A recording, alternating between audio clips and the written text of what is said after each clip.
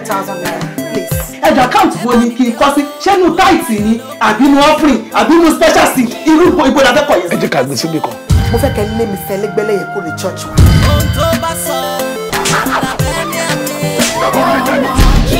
Ṣẹ́rí ẹ wo ẹ lọ dájọ́ lẹ̀ yín gan ti tó dájọ́ lẹ̀. Ó yẹ k'Ọlọ́run ti pè yín tipẹ́. Mo rò pé torí pé ẹ rí k'Ọlọ́run ò tètè pè yín lẹ ṣe fẹ́ pera yín.